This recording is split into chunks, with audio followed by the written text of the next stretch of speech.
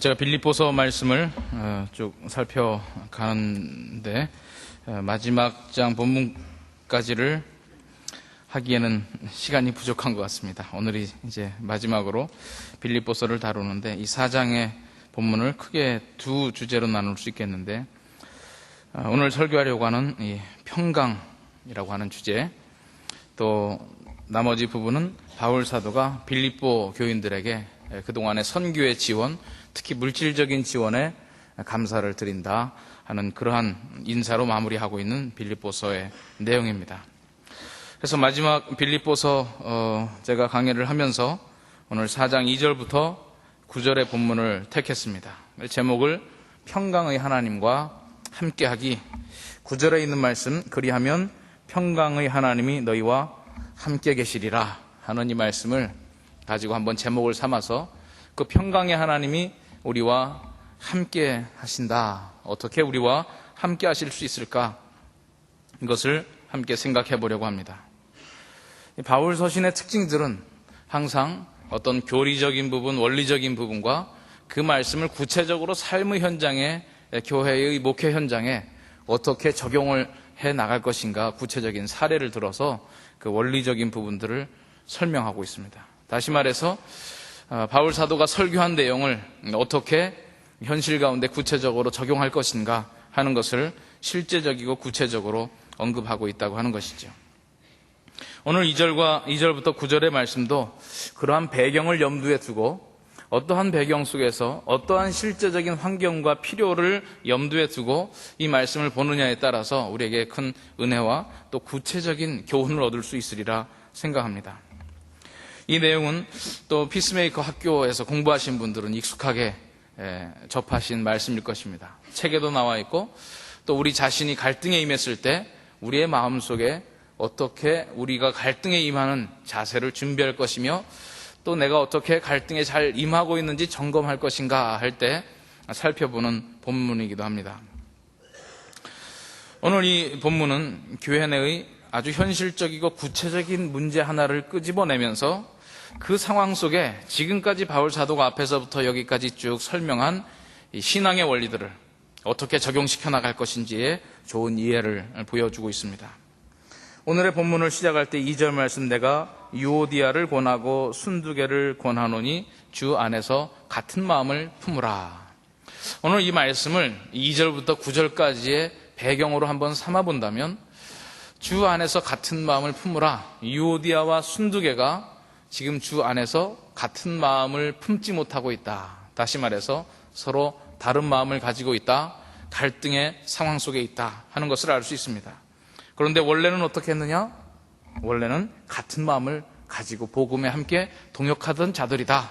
바울 사도께서 그렇게 소개를 하고 있습니다. 주 안에서 같은 마음을 품지 못하고 같은 교회에 머물러 있고 함께 사역해 나가지만 서로 다른 마음으로 인하여 갈등이 일어나는 이 상황 속에서 이렇게 점검하고 이런 준비들을 해가면 7절 말씀, 하나님의 평강이 너희의 마음과 생각을 지켜주실 것이다. 또 이렇게 하면 9절 말씀, 평강의 하나님이 너희와 함께 하실 것이다. 바로 이 7절과 9절의 말씀을 우리가 보아서 2절의 전체적인 배경 하에 2절부터 9절까지 이 말씀을 풀어가고 있다. 이렇게 한번 해석해 볼 수 있겠습니다. 하나님의 평강이 나의 마음과 생각을 지켜주시고 그 평강의 하나님이 우리의 공동체 안에 함께 거하신다면 우리가 지금 임하고 있는 이러한 다양한 다른 생각으로 인한 갈등들이 치유되고 하나가 되고 더 아름다운 모습으로 하나님의 평강을 체험하는 계기가 될 것이라 하는 것이죠.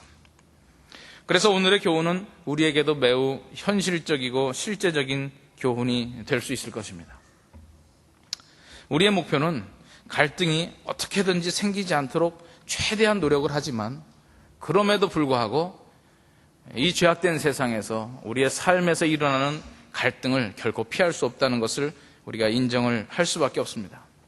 이 세상에서 심지어 교회 안에서 신앙인들 안에도 피할 수 없이 반드시 생기는 갈등이라고 한다면 우리가 어떻게 다루어야 될까 하는 것을 연구해 봐야 되겠다는 것이죠. 우리 안에 다양한 생각들로 일어나는 갈등으로 인하여 그 자체를 가지고 왜 우리 믿는 이 공동체에 이러한 갈등이 생겼을까? 이러한 다툼이 생겼을까? 한탄한다면 오히려 그것은 사탄이 원하는 대로 말려드는 것일 겁니다. 우리는 기억해야 될 것은 사도들이, 예수님의 수제자들이 목회하던 초대 교회에서부터 항상 갈등은 있어 왔다는 것을 알 수 있습니다. 초대 교회 공동체가 형성된 사도행전에 첫 번째 등장하는 사건도 바로 유대인 과부와 헬라파 과부의 다툼으로 인하여 교회에 갈등이 생겼음을 알 수 있습니다. 고린도전서, 고린도후서를 통해서 고린도 교회 안에 심각한 많은 문제의 갈등들이 있었음을 우리는 알 수 있습니다. 심지어 바울 사도마저도 함께 선교하다가 선교의 팀들 간에 갈등이 생겨서 그 팀이 나누어지고 다음번에 그 사람 다시 데리고 같이 선교하자라고 하는 바나바의 의견에 반대하여 당신은 그러면 마가를 데리고 가시오, 나는 실라를 데리고 가겠소. 선교팀이 두 개로 나누어지는 현상들을 볼 수 있습니다. 우리가 하나 알아야 될 것은 우리 믿음의 공동체 안에 다양한 생각으로 일어나는 갈등 그 자체가 문제가 아니라 그 갈등을 어떻게 바라보고 어떻게 다루어야 할 것인가, 그것이 우리의 숙제고 하나님께서 그걸 통해서 우리에게 뭔가를 배우게 하신다는 것이죠.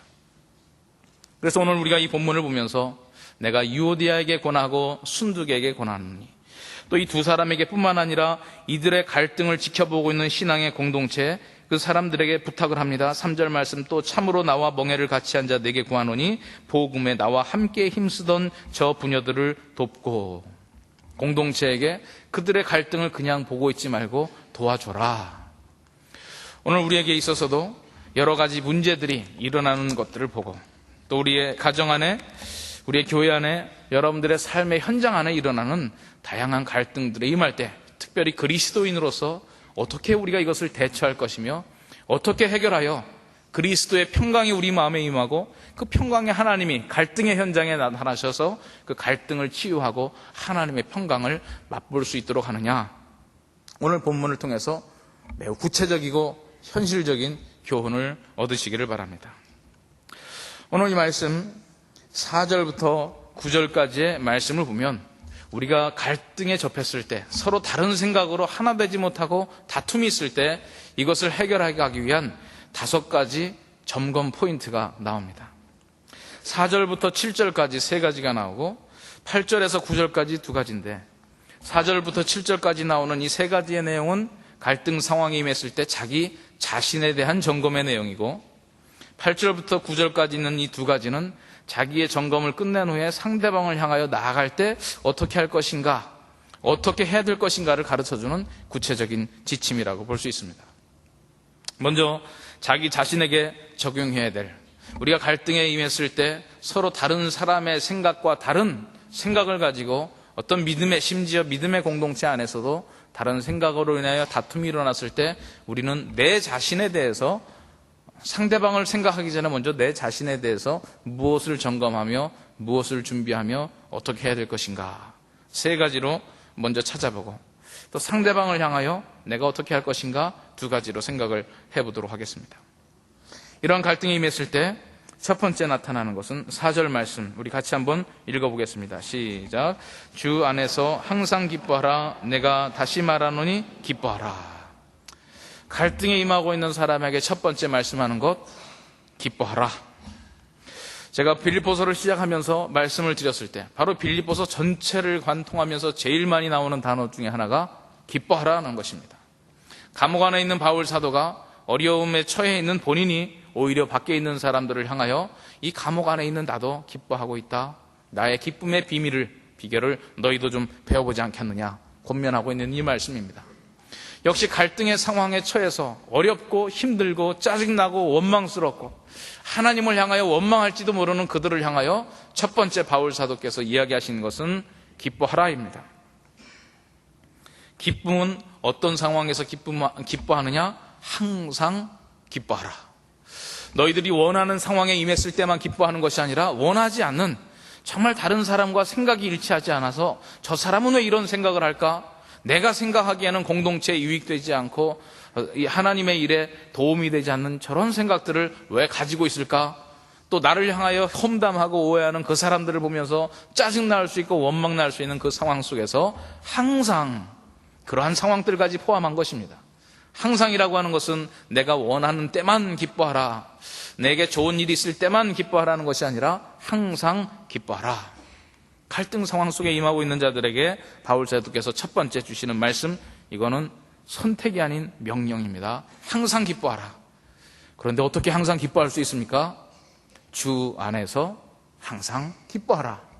우리가 모든 상황을 보고 기쁨을 선언할 수 있고 기쁨을 맛볼 수 있는 비결은 바로 주 안에서라고 하는 조건이 있을 때 가능하다고 하는 얘기입니다.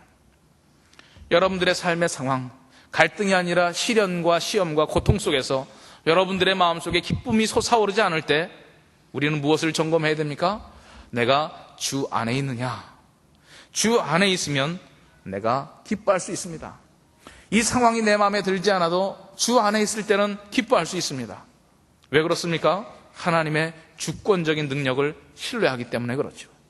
천지 만물을 지으신 하나님, 그 하나님께서 지금 우리를 멀리 떨어져서 지켜보시는 하나님이 아니라 지금도 우리와 함께 계시고 우리의 삶의 상황에 세밀하게 간섭하시며 성경의 표현에 의하면 참새 한 마리 떨어지는 것까지 또 우리의 머리카락 숫자까지 다 파악하고 계시는 하나님의 능력이라면 나의 삶 속에서 일어나는 갈등과 고통과 시련의 문제들도 하나님께서 알고 계신다. 그래서 우리는 주 안에서라고 하는 말을 생각하면 어떤 상황이든지 기뻐할 수 있다는 거죠. 반대로 적용하여 내 마음속에 특정한 상황 속에서 기쁨이 생기지 않는다면, 유오디아와 순두개가 서로 다투면서 그 마음속에 기쁨이 없다면 너희들은 서로를 향하여 원망할 것이 아니라 너희들 마음속에 주님이 계신지를 점검하라 하는 말씀일 겁니다. 주 안에서 항상 기뻐하라. 우리 피스메이커 교육할 때 늘 반복하는 말, 갈등은 기회다, 이렇게 생각할 수 있게 되는 겁니다. 주 안에서 항상 기뻐할 때 바로 이것은 합력하여 선을 이루시는 하나님의 역사다. 지금 현재를 놓고 볼 때는 나에게 불행이지만 과거와 현재와 미래까지 한꺼번에 보시는 하나님의 역사에 의한다면 이것은 합력하여 선을 이룰 수밖에 없는 사건이다 라고 우리가 여겨질 수 있음으로 인하여 이것이 정말 하나님께 영광 돌릴 수 있는 기회이겠구나, 이러한 문제를 풀어가면서 서로를 섬겨나갈 수 있는 기회이겠구나, 이러한 문제로 인하여 결국 내가 성장할 수 있는 기회가 되겠구나, 갈등을 기회로 본다는 것이죠. 또 우리는 그 갈등을 가지고 신실한 청지기의 삶을 이 세상에서 살아갈 수 있습니다. 하나님께서 우리에게 맡겨주신 것 중에 내가 원하지 않는 상황까지 맡겨주셨다는 것이죠. 청지기의 삶을 산다는 것은 주인에게 원하는 것만 골라서 주문해서 내가 그것만 관리하고 다스리겠습니다 하는 것이 아니라 주인이 맡겨주신 것이면 그 어느 것이든지 신실하게 관리해야 되는 것이 청지기의 사명입니다. 오늘 우리의 삶 속에서 뜻하지 않게 일어나는 불행이라고 하는 단어가 붙은 상황들, 우리의 도대체 이해할 수 없는 관계 속에서 생기는 어려움들, 이것을 가지고 하나님께서는 이것도 한번 너희들은 관리해봐라, 청지기로서 너희들이 원하는 것만 아니라 이런 상황도 관리할 줄 알아야 정말 신실한 청지기라 부름받을 수 있을 것이다. 오늘 우리에게 맡겨주시고 있습니다. 첫 번째, 갈등에 임했을 때, 고통에 임했을 때, 시련과 시험과 여러 가지 원하지 않는 상황이 펼쳐졌을 때 먼저 생각할 것은 내 안에 기쁨이 있는가? 기쁨이 없다면 내가 주 안에 있는가? 주 안에서 나의 기쁨을 회복하고 이 사건을 다시 한번 바라볼 때는 이제 더 이상 불행이 아니라 소중한 기회로 여겨질 수 있습니다. 여러분들의 삶 가운데 지금 현재 여러분들이 접하고 있는 가장 어려운 사건이 무엇입니까? 가장 힘든 사람이 누구입니까? 가장 여러분들을 낙담시키는 일이 어떤 사건입니까? 그 사건을 보고 우리가 기쁨을 선언하십시다. 기쁨의 선언이 되지 않는다면 내가 주 안에 있는가? 내가 믿고 있는 하나님은 어떤 분인가? 그 하나님을 묵상할 때 내 안에 기쁨이라고 하는 것이 희미하게 비춰지고 점점 더 하나님을 묵상할 때 오히려 그 기쁨이 나를 지배하며 갈등을 기회로 볼 수 있게 될 것입니다. 두 번째, 내 자신에 대한 점검은 5절 말씀입니다. 5절 말씀 같이 한번 보겠습니다. 시작. 너희 관용을 모든 사람에게 알게 하라. 주께서 가까우시니라. 관용을 모든 사람들에게 알게 하라 하는 것입니다. 너희들이 지금 접한 원하지 않는 상황 속에서 너희들의 반응이 무엇이냐? 과연 관용을 보여주고 있느냐? 아니면 그 반대이냐? 하는 것이죠. 관용이라고 하는 것은 외적으로는 너그러움이라 표현될 수 있지만 자기 자신에 대하여 적용할 때는 칼빈은 이것을 내적인 인내다 이렇게 해석을 했습니다. 다른 사람들에게 온유하고 부드러움으로 보여지기 위해서 나는 내가 원하지 않는 상황을 내적인 인내로 감당할 줄 알아야 되는 것입니다. 내적인 인내로 감당한다는 것은 무조건 참자, 눌러놓고 내가 한번 시간을 지내면서 보자, 시간이 지나면 해결되겠지 하는 것이 아니라 하나님의 뜻을 기대하며 하나님께서 왜 이러한 고통을 허락해 주셨을까 다시 한번 살펴보면서 신중하게 생각하며 나의 어떤 즉각적인 분노나 즉각적인 원망이나 즉각적인 반응들을 자제할 수 있게 된다는 것이죠. 그리하여 결과적으로 나의 모습 속에서 관용이라고 하는 모습이 상대방에게 나타날 수 있는 겁니다. 어떻게 우리가 우리의 관용을 모든 사람에게 알게 할 수 있습니까? 그 비결도 성경에 역시 나와 있는데 주께서 가까우시니라. 주님의 재림을 생각할 때 내가 관용할 수 있다는 겁니다. 주께서 가까우시니라 주님의 재림을 말씀하는 것이죠. 주님께서 이 땅에 다시 오셔서 공정한 심판자가 되어주십니다. 이 땅에서 법관의 판결은 드러난 증거를 가지고만 판결하니까 정의라고 하는 것을 추구하지만 완전한 정의에 도달하기는 한계를 가지고 있을 수밖에 없습니다. 이 세상의 모든 사람들이 나를 판단할 때 내 마음속에 있는 중심까지 알아주지 못하고 내가 억울하고 답답할 때가 있습니다. 아무리 그것이 아니라고 내가 항변을 해도 오히려 내가 더 궁지에 몰리고 내가 더 안타까운 상황에 처할 때가 있습니다. 그럴 때 우리는 무엇을 해야 됩니까? 그런 상황 속에서도 나의 신중함과 내적인 인내를 다른 사람들에게 나타나야 되겠는데 그렇게 할 수 있는 비결이 바로 주께서 가까우심을 우리 생각하는 겁니다. 주께서 가까우심을 생각한다고 하는 것은 주님께서 다시 재림하시는 그날을 생각할 수 있고 또 한편으로는 내가 주님 앞에 가는 그날을 생각할 수 있습니다. 다시 말해서 우리는 이 땅에서의 삶이 전부가 아니라 우리는 영원한 삶의 일부를 지금 살고 있다라고 할 수 있는 것이죠. 우리가 살고 있는 지금의 이 시간은 한정된 시간이 아닙니다. 우리가 가지고 있는 이 시간은 우리가 살아가고 있는 크리스찬들이 거듭난 새 생명을 가지고 살아가는 사람들은 지금 이 시간이 영원한 삶의 일부를 살아가고 있습니다. 어떤 사람과의 관계 속에서 억울함과 답답함이 있을 때 나의 상황 속에 시련과 시험과 고통이라고 하는 것이 몰려올 때 우리는 영원한 삶을 바라볼 필요가 있습니다. 넷에 대한 소망을 가지고 현실을 이겨나갈 수 있습니다. 어떤 분들은 넷에 대한 소망을 가지면 현실을 부정적으로 살게 된다. 그저 천국 가면 되지 이렇게 생각하는 우려가 있다. 내세지향적인 신앙은 현실적이 아니다. 오히려 많은 문제를 나타낸다. 이렇게 이야기하시는 분들도 있는데 제가 보기에는 또 제가 경험하기에는 내세에 대한 소망이 있는 자가 오히려 더 현실을 자신 있고 당당하게 그리고 어떠한 일이 당해도 관용을 나타내면서 살아갈 수 있는 사람들입니다. 이 세상이 전부라고 생각하는 사람들은 이 세상에서 끝장을 보지 못하면 너무나 억울하고 답답하기 때문에 기어코 따져야 되고 기어코 밝혀야 되고 내가 당한 억울함을 갚아줘야 된다. 이런 생각으로 살아가니까 관용을 보여주는 데는 한계가 있을 수밖에 없습니다. 오늘 저와 여러분은 영원한 삶을 살아가고 있습니다. 주님의 재림을 확신하며 소망하며 기대하며 살아가고 있는 사람들입니다. 오늘 우리의 삶 속에서 아무리 설명해도 이해되지 않고 밝혀지지 않고 억울함을 당했을 때 주께서 가까우시니라 이 사실을 생각하면 내 마음속에 소망이 나의 마음속에 내적인 인내가 나의 외적인 반응을 컨트롤할 수 있게 되고 그리하여 모든 사람에게 관용을 나타낼 수 있습니다. 어떤 상황 속에서 흥분하십니까? 감정이 순간적으로 폭발합니까? 그때 다시 한번 생각할 것은 주께서 가까우시니라. 나는 영원한 삶을 살아가고 있고 이것은 이 세상에서 밝혀지지 않으면 하나님의 공정한 심판대 앞에서 밝혀질 수밖에 없다라고 하는 이 자신감을 가지고 살아가실 수 있기를 바랍니다. 바울 사도는 자신을 향하여 비판하고 판단하는 사람들을 향해서 당당하게 외쳤습니다. 너희들은 나를 판단하지 마라. 나를 판단하실 분은 오직 하나님밖에 없다. 맡은 자들에게 구할 것은 충성이니라. 바울 사도가 그러한 당당함을 가지고 사람들에게 관용을 나타내며 살아갈 수 있었습니다. 오늘 우리의 삶 속에서 나의 삶의 관용이 과연 나타나는가? 다시 한번 점검하시고 주께서 가까우시니라 이 말씀을 묵상하며 우리의 삶에 나타나는 모습들을 컨트롤할 수 있기를 바랍니다. 내 자신에 대한 세 번째 비결, 6절 말씀 함께 보겠습니다. 6절 말씀 시작. 아무것도 염려하지 말고 오직 모든 일에 기도와 간구로 너희 구할 것을 감사함으로 하나님께 아뢰라. 세 번째는 염려하지 말고 기도하라. 기도는 어떻게 하느냐? 감사함으로 기도하라. 염려하면 기도의 문이 막힌다. 감사하면 기도의 문이 열린다. 오늘 문장에서 발견할 수 있는 진리입니다.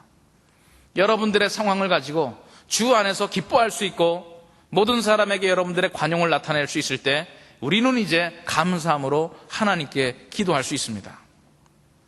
감사하려면 역시 우리에게 믿음이 필요합니다. 유오디아와 순두개에게도 지금 권면하는 말씀입니다. 너희들 지금 감사하며 기도하고 있느냐? 주 안에서 같은 마음을 품기 위해서 너희들 자신을 한번 점검해봐라. 이 문제를 가지고 염려하지 말고 감사함으로 하나님 앞에 기도할 수 있다면 이것은 너희들이 같은 마음을 품고 평강의 하나님을 체험할 수 있게 된다 하는 것이죠. 여러분들이 처한 어떤 갈등의 상황 속에서, 고통과 시련 속에서 우리가 왜 기도를 하지 않게 됩니까? 염려해서 기도를 하지 않게 되는 겁니다. 그런데 이 염려의 내용은 살펴보면 두 가지 종류의 염려가 있습니다. 하나는 기도해도 응답될 것 같지 않은 염려. 그래서 하나님께서 설마가 아니라 이러한 문제까지는 개입하시지 않을 것 같으시다 라고 하는 미리 판단하에 기도하지 않습니다. 이런 문제는 그저 모르겠다. 도저히 기도해봐도 응답 안 된다. 이러한 염려 속에서 기도하지 않게 되는 것이지요. 그렇지만 제가 생각할 때 여기에 모인 분들은 이러한 염려보다 믿음이 너무 좋아서 생기는 염려가 있습니다. 특별히 갈등의 상황 속에서는 그렇습니다. 여러분들이 아주 속상하게 만들고 꼴 보기 싫고 다시는 얼굴 대하기 싫고 보기 싫은 그 사람을 향하여 여러분들이 기도하면 하나님께서 어떤 응답을 주시겠습니까? 그래, 나도 그 사람 미워 죽겠다. 너 아주 기도 잘한다.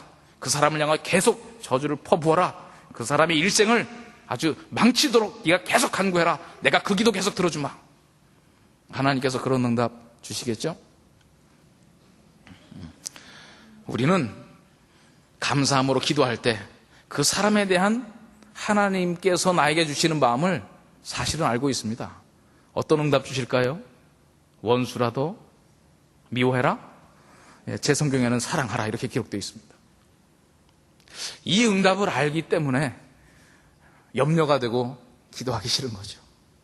내가 그 사람 놓고 기도하려니까 염려가 몰려옵니다. 하나님께서 분명히 이 말씀 주실 텐데 아예 기도하지 말자. 여러분, 문제는 무엇이 문제냐면 그 사람 미워서 기도 안 하다 보면 내 기도도 할 수가 없습니다. 양심에 하나님께서 계속 책망을 주시고 그 사람을 향한 사랑의 기도를 원하고 계시는데 어떻게 우리가 기도하면서 그 기도 쏙 빼놓고 할 수 있겠습니까? 그래서 아예 기도를 포기하게 되는 믿음 좋은 포기의 기도 상황이 생길 수 있다는 것이죠. 여러분, 우리 이런 상황 속에서 하나님께서 바울 사도를 통하여 주시는 말씀이 있습니다. 유오디아와 순두개를 향하여 너희들 감사함으로 한번 기도해봐라. 이 문제를 놓고 기도하라. 그렇게 되면 어떻게 되느냐? 7절 말씀 같이 읽어보겠습니다. 그리하면 모든 지각에 뛰어난 하나님의 평강이 그리스도 예수 안에서 너희 마음과 생각을 지키시리라. 모든 지각에 뛰어난 하나님의 평강. 이 평강, 평화, 평안 다양한 말로 번역되어 있지만 히브리어로 샬롬, 헬라어로 에이레네, 이것은 문자적인 의미로는요 전쟁이 끝난 상태를 얘기하고 있습니다. 이스라엘 백성들이 광야 생활 속에서 또 가나안 정복 과정에서 수많은 전투들을 치러냅니다. 그 전투가 끝나고 찾아오는 기쁨과 만족과 편안한 감정, 하나님께서 그것을 평화라고 얘기하고 있습니다. 그렇지만 그것은 단지 그 상황에만 적용되는 것이 아니라 우리가 하나님을 지극히 기뻐하고 즐거워하고 이 평안, 평화, 평강이라고 하는 단어, 우리가 사모하고 있는 단어입니다. 이 땅에 주님께서 오신 목적도 바로 우리에게 이 평강을 주시기 위해서 오시지 않았습니까? 갈등 상황이 맺을 때, 특별히 어떤 관계 속에 어려움이 있을 때, 우리 신앙 공동체 안에서도 어떤 어려움이 생겼을 때 먼저 할 것은, 내 자신을 향하여 먼저 점검할 것은 내 안에 기쁨이 있는가? 기쁨이 없다면 내가 주 안에 있지 않구나. 다시 주 안에 들어가서 전능하신 하나님, 사랑의 하나님을 신뢰하며 기쁨을 회복해야 됩니다. 내가 즉각적인 반응과 신경질과 분노와 원망을 나타내고 있다면 주님께서 재림하신다, 내가 주님 앞으로 간다, 우리는 영원한 삶을 살고 있다를 잊어버리고 있는 것입니다. 다시 주께서 가까우신 이라를 기억하고 나를 신원하여 주시는 하나님을 생각하며 나의 관용을 나타내야 되는 것이죠. 내가 이 상황을 놓고 정말 기도하고 있느냐? 기도하지 않고 있다면 다시 우리의 무릎을 꿇고 이 상황을 놓고 진정으로 그 사람을 위하여, 나를 위하여 기도해야 되는 것입니다. 그러면 우리의 마음과 생각을 하나님의 평강으로 지켜주신다 했습니다. 문제 해결은 내 앞에 있는 장애물이 치워지는 것이 먼저가 아니라 내 마음속에 그리스도의 평강이 임하느냐, 이것이 먼저이죠. 내 마음과 생각에 하나님의 평강이 찾아온다면 바로 그 문제는 해결된 것입니다. 오늘 내가 점검하는 이 마음의 세 가지의 내용들, 내 자신을 향하여 이 점검을 끝냈을 때 하나님께서 허락하시는 평안이 여러분들의 마음과 삶에 넘칠 줄 압니다. 이제 나를 향하여 점검했다면 이제 상대를 향하여 어떻게 나아가야 될까? 두 가지의 내용을 더 하고 있습니다. 이렇게 하면 평강의 하나님이 너희와 동행하겠다. 그 내용은 무엇입니까? 8절 말씀 좀 긴데 같이 한번 읽어보겠습니다. 시작. 정말로 형제들아, 무엇에든지 참되며 무엇에든지 경건하며 무엇에든지 옳으며 무엇에든지 정결하며 무엇에든지 사랑할 만하며 무엇에든지 칭찬할 만하며 무슨 덕이 있든지 무슨 기림이 있든지 이것들을 생각하라. 상대를 향하여, 특히 갈등하고 있는 것 상대를 향하여, 원망하고 있는 상대를 향하여 하나 생각해야 될 것이 무엇이냐? 이제 내 점검을 끝냈다면 그 상대를 향하여 생각할 것이 있는데 객관적인 평가를 좀 해봐라 하는 것이죠. 특별히 긍정적인 리스트들을 좀 확보하라 이겁니다.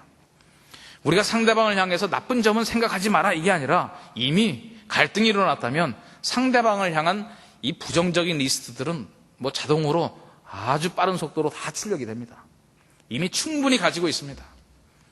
이제 문제를 해결해 가려면 우리가 해야 될 것은 상대방을 향한 긍정적인 생각입니다.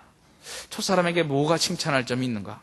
무엇가 어떤 기림이 있고 무슨 덕이 있고 어떠한 일이 있는지 이것들을 애써서 생각해 봐야 됩니다.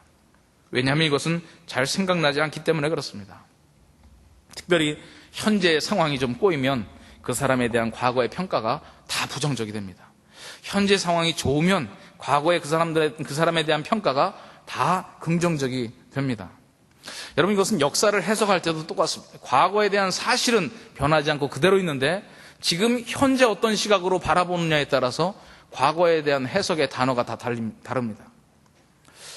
좀 우리에게 아픈 역사지만 아주 우리가 좀 쉽게 접하고 있는, 또 아실 수 있는 내용을 한번 예를 들어보면 우리에게 광주라고 하는 장소에서 굉장히 좀 어려운 일이 생겼댔습니다.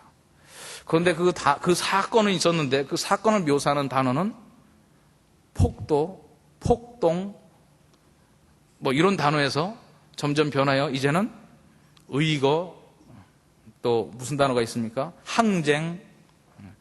과거에 있는 사실은 변하지 않고 있는데 과거에 대한 해석은 늘 바뀝니다. 글쎄 이 해석은 다음 시대에 가면 또 어떻게 바뀔지 모르겠어요. 항상 과거에 대한 역사는 지금 현재 기준에 의해서 계속 바뀌고 있는 것을 우리는 알 수 있습니다. 여러분, 갈등 상황에 접하고 있는 사람도 그렇습니다. 어떤 현재 가정생활이 어려운 사람들은 이야기를 들어보면 시작부터 잘못된 결혼을 했더라고요.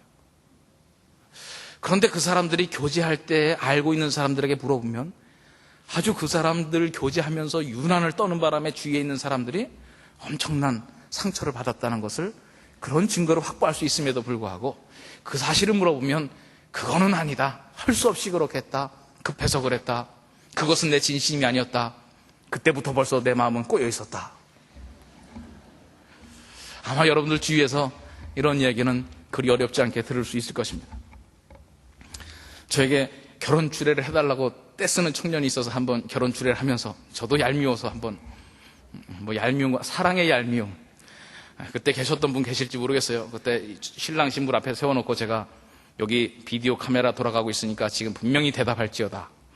사랑하여 결혼하느냐, 급해서 할 수 없이 결정했냐. 대답하라고 그랬어요. 녹화되니까. 사랑해서 결혼하는데요. 내가 이 비디오 테이프를 다시 틀어주는 상황이 생기지 않길 바란다. 뭐 아마 그래도 그들이 진짜 결혼 생활이 어려우면 제가 그 비디오를 틀어주면 그럴 겁니다. 아니, 목사님이 결혼식장에서 그렇게 물어보는데 그러면 그렇게 대답하지 어떻게 대답합니까? 아마 그렇게 대답할지 모르겠어요. 그렇지만 저도 그냥 한번 다짐을 해놓은 것이죠. 우리가 지금 현재 겪고 있는 역사, 우리가 지금 원망하고 있는 그 상대, 과연 그 상대는 아주 나쁜 것으로만 똘똘 뭉쳐있느냐? 그것은 우리의 해석의 한계라는 거죠. 다시 기도하고 내 자신을 향한 점검, 주 안에서 기뻐하고 관용을 알게 하고 그 사람을 위한 기도를 하면서 다시 한번 그 사람을 바라본다면 분명히 거기에 긍정적인 리스트들이 있습니다. 학부모 자녀 기도회 할 때 한번 참석을 했더니 그 강사가 그 시간을 맡은 분이 기도인들을 하다가 자, 이제 여러분 종이에 여러분들의 자녀의 숫자만큼 칭찬을 써보십시다. 그러니까 이분들이 막 땀을 흘려요. 아기들을 향해서 칭찬 쓰라고 많이 쓰는데 고3 수험생들 18가지, 19가지의 칭찬을 쓰라니까 다 막히더라고요. 그럴 때 기도하면서 한 가지씩 생각하면 칭찬을 할 만한 내용들이 생각나는 겁니다. 그냥 생각하면 밤새 컴퓨터 게임 한다, 어지러운다, 말 안 듣는다, 그냥 이 나쁜 리스트들은 자동으로 출력되지만 좋은 생각은 깊이 고민하고 생각하고 기도해봐야 긍정적인 리스트들이 확보된다는 거죠. 이게 확보돼야 상대방과의 문제를 풀어나갈 수 있습니다. 저희가 피스메이커 세미나를 맨 처음에 할 때 그때 낮에 3일간 그 켄산데라고 하는 그분이 와서 강의를 할 때 그때 있었던 일인데요. 두 번째 날 이 강의가 있었습니다. 그 의정부에서 오신 전도사님이 그 다음날 와서 간증을 하시더라고요. 무슨 간증을 하냐면 자기가 이 얘기를 듣고 그 중등부 학생부를 맡은 전도사님이었는데 그 부장 집사님이 그렇게 미웠대요. 자기가 하는 일마다 발목 잡고 딴지 걸고 도대체 왜 그 부장 집사님은 계시는지 원망스러웠는데 이 강의를 듣고 그래 가면서 해봤다는 것이죠. 생각해봤습니다. 기도하면서 아무리 생각해도 좋은 리스트가 생각 안 나길래 또 기도하고 그랬더니 한 가지씩 생각나기 시작하더래요. 자기도 처음 전도사 생활하면서 그 부서 맡고 그 집사님도 처음 부장집사 임명되어서 같이 손 붙잡고 간절히 기도하던 그 모습도 생각나고 또 가만 생각해보니까 자기는 신학교 다니면서 전도사로 이 길을 가려고 아예 작정하며 나선 사람인데 그분은 자기 사업하고 자기 시간 쓰면서 시간을 쪼개서 여기 오고 있더라는 것이죠. 가만 생각해보니까 자기는 교회에서 다 지원해주는 돈 가지고 쓰면서 신학교 공부까지 하고 있는데 그분은 계속해서 하는 게 보니까 선생님들 밥 사고 돈 내고 지출하는 일을 열심히 하고 있더라는 것이죠. 가만 생각해보니까 훌륭한 점들이 한 가지씩 보이기 시작하더라는 겁니다. 그래서 그분이 전철에 내려서 그날 저녁에 교사 모임이 있는 날인데 가보니까 집사님이 먼저 와서 기도하고 계시더래요. 그래서 그 집사님 붙잡고 내 마음속에 이런 생각의 과정이 있었습니다. 얘기하고 아주 좋은 관계로 회복돼서 왔다고 그 다음날 와서 간증을 하더라고요. 그래서 중요한 마지막 5번째이자 상대를 향한 2번째 비결은 뭐냐면 9절 말씀 같이 한번 읽어보겠습니다. 시작. 너희는 내게 배우고 받고 듣고 본 바를 행하라. 그리하면 평강의 하나님이 너희와 함께 계시리라. 마지막 비결은 뭡니까? 행하라. 우리가 지금 몰라서 신앙생활 못합니까? 알아서 알고 있는데도 행하지 못하는 사실이 많습니다. 우리가 하나님의 뜻을 알려달라고 그렇게 간절히 기도하지만 사실은 알고 있는 하나님의 뜻이 훨씬 많고 약간 모르는 거 한두 가지 있어서 그거 알려달라고 그러는 거죠. 하나님께서 아마 그렇게 기도하는 자들에게 이야기하실 겁니다. 야, 성경 봐라. 내 뜻을 얼마나 그렇게 분명히 여러 곳에 밝혀놨는데 내가 알려준 사실은 보지 않고 행하지 않고 왜 안 알려준 걸 그렇게 알으려고 그러느냐. 이미 알려준 것 가지고 실천에 옮겨라. 너희들이 내 뜻을 몰라서 못하는 것보다 알고 있는데 행하지 못하는 것 그것 많다. 그거 다 행하고 나서도 그러고 나서도 모르는 거 있으면 나한테 와라. 아마 하나님께서 그런 응답 주실 거예요. 제가 좋아하는 성경 구절 하나 있습니다. 항상 기뻐하라. 쉬지 말고 기도하라. 범사에 감사하라. 이는 그리스도 예수 안에서 너희를 향하신 하나님의 뭐라고요? 뜻이니라. 이렇게 분명히 너를 향한 하나님의 뜻이다 이렇게 알려줬는데도 그것은 행하지 않으면서 그것 말고 하나님 감춰놓은 것 좀 보여주세요. 그것만 보여주시면 내가 행하겠습니다. 여러분, 우리는 몰라서 못하는 것이 아니라 알고 있는 것을 행하지 않고 있는 것이 많습니다. 우리가 행하면 누릴 수 있는 엄청난 축복이 있음에도 불구하고 여러 가지 장애물 때문에 실천하지 못하는 많은 일들이 있습니다. 예수님께서 비유로 말씀하실 때 반석 위에 집을 지은 자, 모래 위에 집을 지은 자, 두 가지 비유를 하셨죠. 반석 위에 집을 지은 자는 지혜로운 사람이다. 비가 나고 바람이 나고 창수가 나도 무너지지 않는다. 그렇지만 모래 위에 집을 지은 자는 비와 창수와 바람이 나면 무너짐이 심하다. 누가 반석 위에 집을 지은 자죠? 내 말을 듣고 행하는 자는 반석 위에 집을 지은 자다. 누가 모래 위에 집을 지은 자입니까? 듣고 행치 아니하는 자는 모래 위에 집을 지은 자입니다. 오늘 우리에게 하나님께서 주신 말씀이 있습니다. 특별히 우리의 공동체 안에서 기쁨이 사라졌다면, 평안이 없다면, 누군가가 너무 밉다면, 또 나에게 고통과 시련이라고 하는 것이 몰려오고 있다면 먼저 나를 점검해야 되겠죠. 주 안에서 기쁨이 있는가? 모든 사람에게 주님의 재림을 생각하면서 관용을 나타내고 있는가? 염려하지 않고 감사함으로 기도하고 있는가? 내가 그 사람들을 향한 긍정적인 리스트들을 확보하고 있는가? 내가 이 말씀을 가지고 지금 그를 향하여, 그 문제를 향하여 발걸음을 움직이고 있는가? 우리를 점검하면서 하나님께서 주시는 그 평안의 마음을, 어떠한 상황에서든지 우리와 동행하기를 원하시는 그 평강의 하나님을 체험하실 수 있기를 간절히 바랍니다.